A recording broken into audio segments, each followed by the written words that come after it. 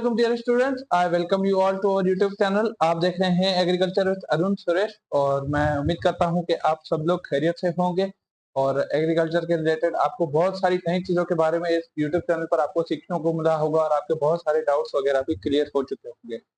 Last की जो video lecture में हमने डिस्कस किया था वो हम देख रहे थे कि किस तरीके से क्रॉप को क्लासिफाई किया गया है एग्रोनॉमी के बेस के ऊपर पे। तो हमारा ये टॉपिक चल रहा था कि एग्रोनॉमिक क्लासिफिकेशन ऑफ क्रॉप। ठीक है, हमने ये डिस्कस किया था जिसमें हमने 6 क्रॉप्स को डिस्कस कर लिया था हमारी लास्ट लेक्चर में। आज हम जो रिमेनिंग 6 को डिस्कस करके हमारे क्लासिफिकेशन ऑफ क्रॉप्स कंप्लीट कर लेंगे जो कि बेस्ड है एग्रोनॉमिक पर। आज हम इन जो है 6 जो है कैटेगरीज को डिस्कस करेंगे। हमने अपनी जो लास्ट डिस्कस की थी वो हमने फॉरेस्ट क्रॉप्स को डिस्कस किया था कि ये क्या क्रॉप्स होती हैं। आई होप सो आपको याद होगा कि ये क्रॉप्स वो क्रॉप्स होती हैं जो ग्रो की जाती है एनिमल की फीड के लिए। उनकी जो खुराक है उनके लिए जो क्रॉप्स को ग्रो किए जाए, जिनको हम उर्दू में चारा बोलते हैं, ये उनके जो है फीडिंग पर्पज के लिए जो क्रॉप्स ग्रो किए जाए उनको हम फॉरेस्ट क्रॉप्स कहते हैं। ठीक है, आज जो हम डिस्कस करेंगे वो हम यहाँ से डिस्कस करेंगे कि वेजिटेबल क्रॉप्स क्या होता है। ठीक है, वेजिटेबल क्रॉप से आपको लफ्ज से ही यहाँ पर पता चल रहा है कि ऐसी क्रॉप्स जो कि ग्रो की जाए as a source of vegetable, जिनको हम जो है वेजिटेबल के सोर्स पर उनको हम खा सकें, ऐसी क्रॉप्स को हम जो है वेजिटेबल क्रॉप्स कहते हैं। अब यहाँ पर पढ़ते हैं क्या लिखा हुआ है। ये कह रहा है these crops are cultivated for their edible part consume fresh और प्रोसेस। अब यहाँ पर ये कह रहा है कि इन क्रॉप्स को उगाया जाता है इसलिए क्योंकि जो इनके कुछ ऐसे पार्ट्स हैं जिनको हम खाते हैं, जिनमें इनके लीव्स आ जाते हैं, जिनमें इनकी स्टेम्स आ जाते हैं और कुछ की रूट्स भी आ जाती हैं। तो इन क्रॉप्स को हम ग्रो करते हैं कि ताकि इनको जो है खाया जा सके, इनके ईडेबल पार्ट्स को। इनको या तो हम फ्रेश ले सकते हैं जैसे कोकम्बर हो गया, टमाटो हो गया, अनियन हो गया, हम इनको फ्रेश कंज्यूम कर सकते हैं, या इनको प्रोसेस मतलब यहाँ पर इनको पकाने की तरफ बात हो रही है कि इन्हीं वेजिटेबल्स को हम पका कर भी as a source of food ले सकते हैं। तो यहाँ पर हमने देखा कि कल्टीवेटेड ऐसी क्रॉप्स को हम कल्टीवेट करें जो कि किस लिए, उनके जो ईडेबल पार्ट्स हैं हम जो उनको खाने के लिए जो हिस्से हैं उनके लिए इस्तेमाल करें। उनको या तो फिर हम फ्रेश खाएं या तो जो है उनको हम प्रोसेस मतलब यहाँ पर पकाने की बात हो रही है। इसकी जो एग्जांपल्स हैं वो इसकी एग्जांपल्स हैं, नंबर 1 पर यहाँ पर है टोमेटो, सेकंड पर है ऑनियन, सेकंड ये थर्ड जो है कैबेज, स्पाइनच और कैरेट। ये कुछ ऐसी है तो बहुत कम सी हैं, वेजिटेबल तो बहुत सारी हैं और ये तो सिर्फ चंद ऐसी हैं जो जिनका यहाँ पर हमने एग्जांपल के बारे में डिस्कस किया हुआ है। वैसे आप भी काफी अच्छे से बारे में जानते होंगे वेजिटेबल्स के बारे में। तो वेजिटेबल क्रॉप्स ये क्रॉप्स होती हैं, हमने अभी डिस्कस किया वेजिटेबल क्रॉप्स को।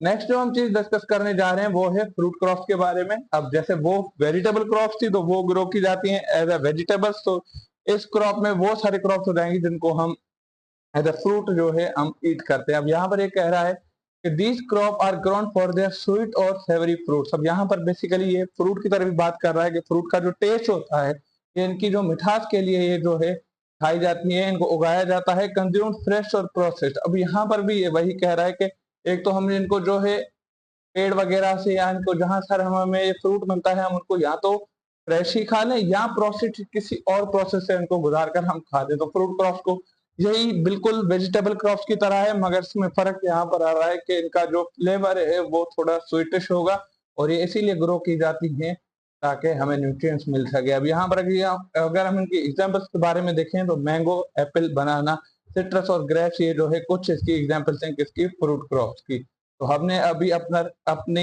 8th कैटेगरी को डिस्कस किया जो कि है फ्रूट क्रॉप।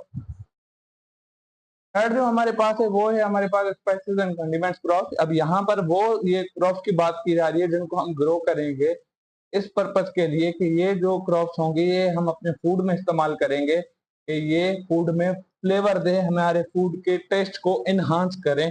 तो ये क्रॉप्स को ग्रो करने का मेजर पर्पज यही है कि फूड में टेस्ट और फ्लेवर को एनहांस किया जाए। तो यहाँ पर लिखा हुआ है these crops are grown to flavour food often in small quantities. अब यहाँ पर बेसिकली मसालों की तरफ ही बात हो रही है जो हम अक्सर खाने में अपने मसाले इस्तेमाल करते हैं और ये उनकी तरफ इशारा कर रहा है। अब यहाँ पर आप तस्वीर में सामने देख रहे होंगे ये टर्मरिक है, ये कुछ और किस्म के जो है स्पाइसेस हैं जो कि हम इस्तेमाल करते हैं अपने फूड में ताकि हम उनको जो है एक अच्छा टेस्ट, एक अच्छा फ्लेवर हम उनको देकर उसके टेस्ट को इनहांस कर सके।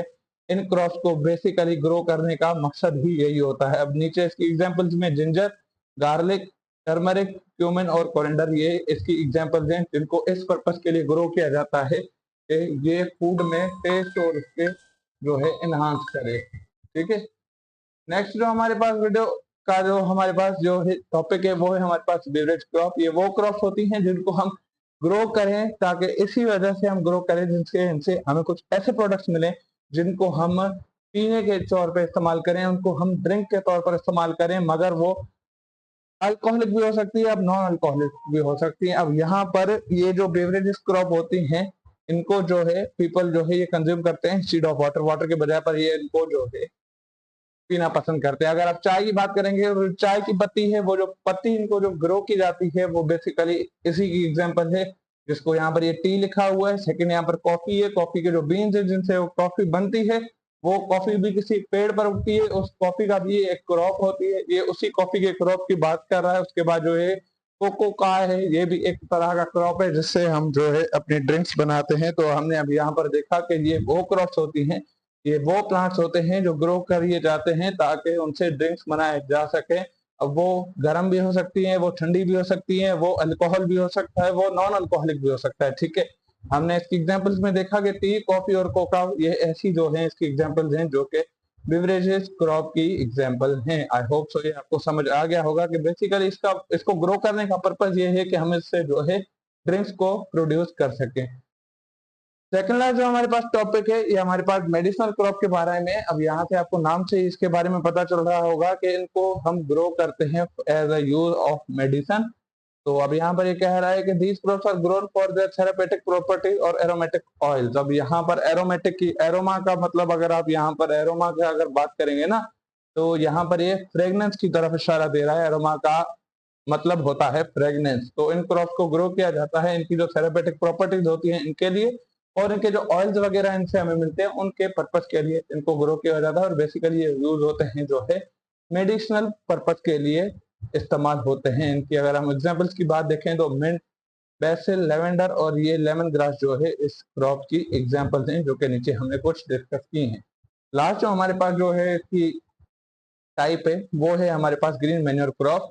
अब ये वो क्रॉप्स हैं जिसको हम ग्रो करते हैं कि जो प्लांट जिस सॉइल में ग्रो करता है ना, उसकी फर्टिलिटी को एनहांस करने के लिए। अब हम कितना ही आर्टिफिशियल फर्टिलाइजर उस सॉइल में दे देकर अपने एनवायरमेंट को नुकसान पहुंचाएंगे, तो ये एक नेचुरली तरीका है कि हम कुछ ऐसे प्लांट्स को, कुछ ऐसी क्रॉप्स ग्रो करें ताकि जो उस सॉइल की जो फर्टिलिटी है वो नेचुरली तौर पर इंक्रीज हो।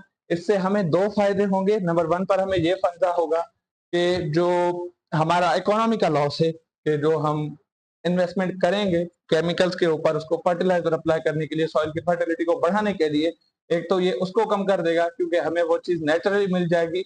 दूसरी ये चीज, इसके जरिए हमें जो है एनवायरमेंट को भी फायदा पहुंचेगा क्योंकि हम कम केमिकल इस्तेमाल करेंगे। ठीक है, तो ग्रीन मैन्योर क्रॉप्स वो होती हैं जो सॉइल की फर्टिलिटी को इंप्रूव करें। यहाँ पर लिखा हुआ है these crops are planted to improve soil fertility when decompose. अब जब ये फर्टिलिटी इसे इंक्रीज करेंगी जब ये क्रॉप ग्रो होकर डिकम्पोज हो जाएंगी उसी सॉइल के अंदर, तो फिर ये एज अ फर्टिलाइजर जो है काम कराएंगी और सॉइल की फर्टिलिटी को इंक्रीज करेंगी। अब यहाँ पर कुछ इसकी जो एग्जांपल हैं, सानेप और सेसबेनिया, ये जो है ग्रीन मैन्योर क्रॉप की जो है एग्जांपल है। हमने अभी देखी है 12th कैटेगरी। हमने आज की इस वीडियो लेक्चर में हमने कंप्लीट किया एग्रोनॉमिक क्लासिफिकेशन ऑफ क्रॉप्स। हमने देखा कि किस तरीके से कौन सी क्रॉप्स को किस कैटेगरी के अंदर क्लासिफाई किया हुआ है। आज हमने इसकी 6 कैटेगरीज को डिस्क्राइब किया। टोटल एग्रोनॉमिक क्लासिफिकेशन के ऊपर, बेसिस के ऊपर क्रॉप की 12 टाइप्स हैं, जिसमें से 6 हमने प्रीवियस लेक्चर में डिस्कस की थी, 6 जो है हमने आज डिस्कस किए हैं। आई होप सो आपको ये 12 की 12 कैटेगरीज जो हमने आज डिस्कस की है, क्लासिफिकेशन आपको समझ आ गई होगी, आपको पता चल गया होगा कि कौन सी कैटेगरी में किस तरीके से क्रॉप को क्लासिफाई किया गया है। नेक्स्ट के वीडियो लेक्चर में हम डिस्कस करेंगे कि किस तरीके से जो है क्रॉप को क्लासिफाई किया हुआ है टेम्परेचर की बेस पर।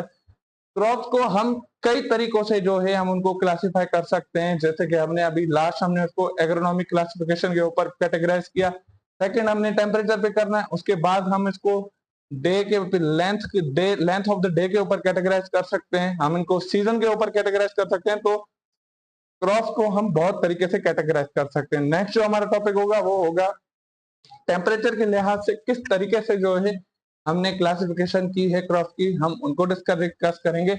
आई होप सो आज की जो है हमने 6 डिस्कस की है, आई होप सो आपको ये चीजें समझ आ गई होंगी, आपको पता चल गया होगा कि कौन सी क्रॉप को किस कैटेगरी के अंदर किस तरीके से किस लिहाज से कैटेगराइज किया गया है। वीडियो अगर आपको पसंद आई हो तो काइंडली वीडियो को लाइक जरूर कीजिएगा, कमेंट में अपनी राय देकर वीडियो को अपने दोस्तों के साथ शेयर जरूर कीजिएगा। चैनल पे आप अगर नए हैं तो काइंडली चैनल को सब्सक्राइब कर हमारी जो जर्नी जर्नी में हमारा साथ दें। एंड आपकी जो भी राय हो आप हमसे पूछ सकते हैं, आप हमें कोई राय दे सकते हैं, हम आपका इंतजार कर रहे हैं। आई होप तो आपको आज वीडियो पसंद आई होगी। इंशाल्लाह हम मिलेंगे अपने नेक्स्ट लेक्चर में। सबका अपना बहुत सारा ख्याल रखिएगा, दुआ में याद रखिएगा। Thank you so much for watching.